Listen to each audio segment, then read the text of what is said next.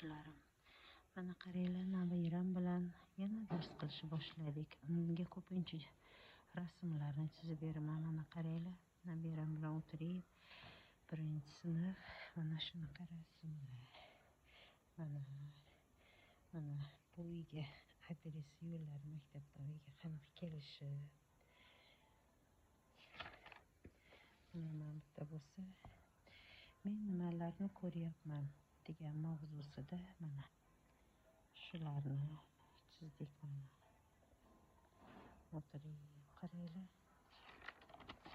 Mana bu yerda bo'lsa o'simliklar to'g'risida, mana bu yerda bo'lsa uy hayvonlarini chizganmiz. Echki, qo'y, ot, sigir. Bu yerda esa yovvoyi hayvonlarni chizganmiz. Mana qaranglar. Mana jirafa, oxu.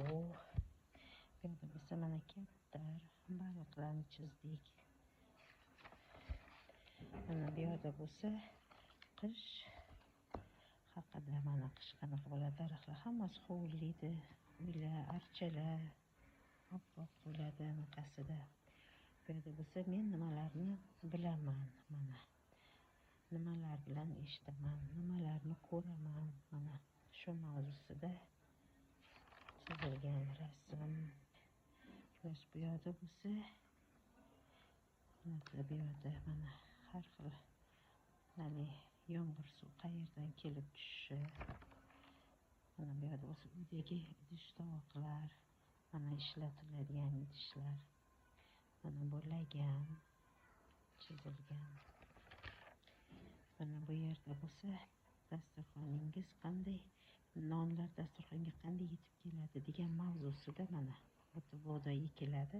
Mana qancha anaqalardan o'tib non hosil bo'lishi, nonni qancha mashaqqat bilan keltirib chiqishi, qanday mehnatlar ketishi haqida tasvir qilingan.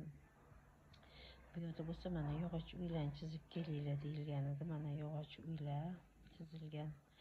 Mana bu yerda tosh uy chizilgan. Mana bu bo'lsa o'tov chizdik. Xullas, mana hozirgi zamondagi uylar. Xullas, ko'cha xavfsizligi to'g'risida mana qoidalar amal qilish kerakligi chizdik. Mana bu yerda bo'lsa qanday holatlarda qaysi raqamlar bilan telefon qilish, bog'lanish, mana o'tga xavfsiz bajarma, yong'indan xavfsizlik. Bu yerda bo'lsa ichki ishlar organiga mashinalarini chizdik. Bu yerda tez tibbiy yordam mashinasi, bu yerda bo'lsa gaz avariyasi, mana gaz avariya bo'lganda chaqiriladigan holat. Shu rasmlarni chizdik. Mana bu yerda ham rasmlar chizilgan, ozodalikka rioya qilish. Xullas, mana bu yerda bo'lsa uglevodlar, odamga foydali mahsulotlarni rasmini chizganmiz. Bu yerda bo'lsa soat nechida yotish rejasini chizganmiz. Bu yerda bo'lsa inson sport nima uchun kerak insonga, shu mavzuda suvda suzib ketayotgani chizilgan. Mana endi bo'lsa hozir mana shu rasmni chizamiz. E'tiboringlar uchun rahmat.